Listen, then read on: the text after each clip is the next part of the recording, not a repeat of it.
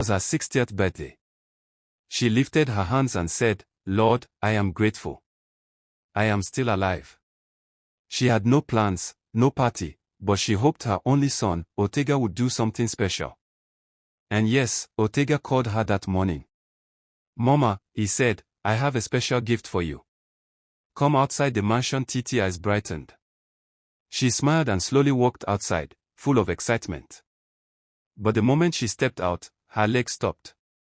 Her eyes widened. Her heart dropped. Right there in front of her was a big white coffin. Boldly written on it were the words, "Happy birthday, Mama." She stood frozen. Her mouth opened in shock. Her hands began to shake. Ortega looked at her and said with a straight face, "This is your gift, Mama. You have lived too long." The smile disappeared from her lips. Tears filled her eyes. She stood there looking at the coffin her own son gave her to celebrate her birthday. Titi was a quiet, humble old woman. She raised her only son, Ortega, with pain, struggle, and tears. She lost her husband when Ortega was just 3. She cleaned people's houses, carried firewood, even sold vegetables under the hot sun just to send Ortega to school. She wore one wrapper for years. She ate once a day sometimes, just to make sure Ortega lacked nothing. But the moment Ortega made money and got married, he changed. He became cold to his mother. He no longer visited her small home.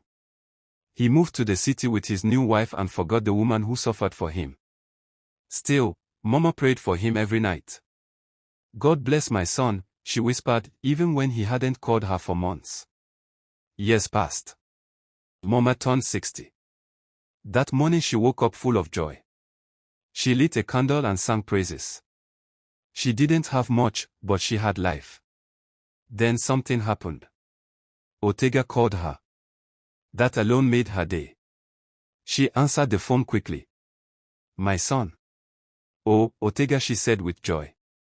He replied calmly, "Mama, come to the mansion this morning. I have a special gift for your birthday." Titi's eyes lit up. She wrapped her old scarf around her head and walked slowly to the mansion, Ortega Mansion. She hadn't been there in over 2 years. She got there and knocked softly. Ortega's wife opened the gate and let her in without a smile. Titi ignored her attitude. All she cared about was seeing her son. Inside the compound was quiet. Then Ortega came out holding his phone. He didn't hug her. He didn't smile. He just said, "Mama, come outside. Your birthday gift is here." Titi followed him out, smiling like a child. Her old heart was dancing with joy. But the moment she stepped outside the main entrance, she froze. There it was. A large white coffin, clean, brand new, shining under the sun. And boldly written on it, "Happy birthday, Mama." Titi stopped walking. She blinked. She rubbed her eyes. Surely this was a joke. "Ortega, what is this?" she asked, her voice shaking. Ortega looked at her and replied with no emotion. "It's your gift. You have lived long enough. You are becoming a burden. This is my surprise for you." His wife stood beside him, quiet, but not surprised. Titi stared at the coffin.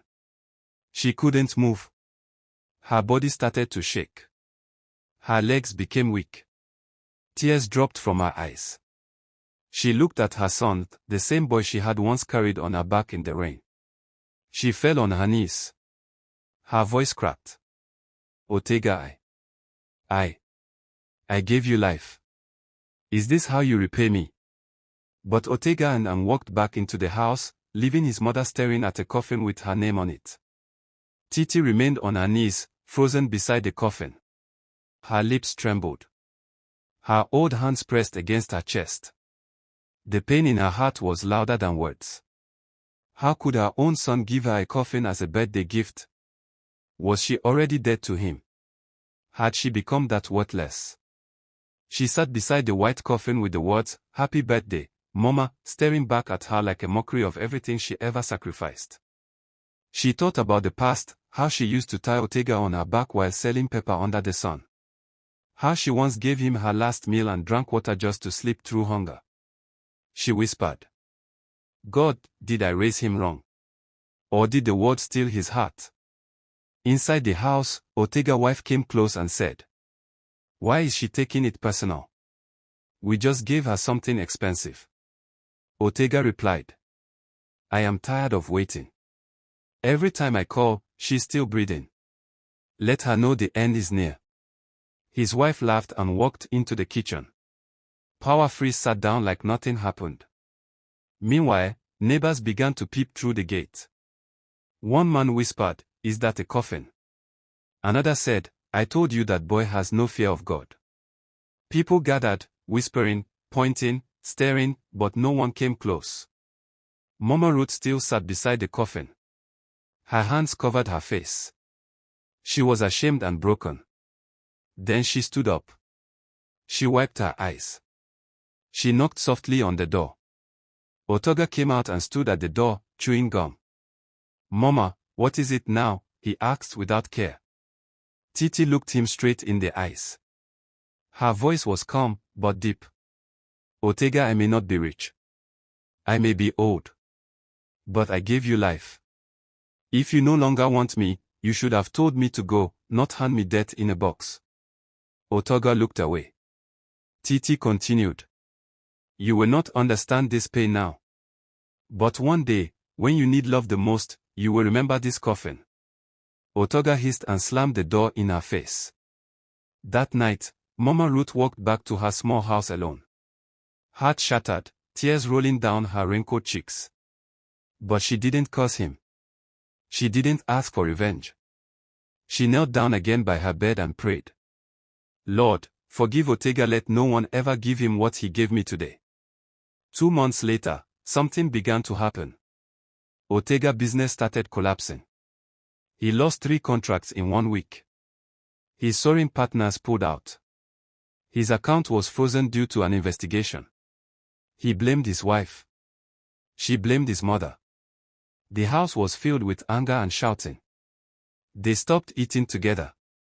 They slept in separate rooms. Ortega started drinking heavily. Then one night, he had a strange dream. He saw a coffin, his own, with the words, Happy Birthday, Ortega written on it. He woke up sweating, screaming. He ran to his mother's house the next morning. When he got there, he met her singing quietly outside, feeding birds. She was smiling, peaceful, calm. Ortega knelt down before her. Mother, he said, crying. I am sorry. I was lost.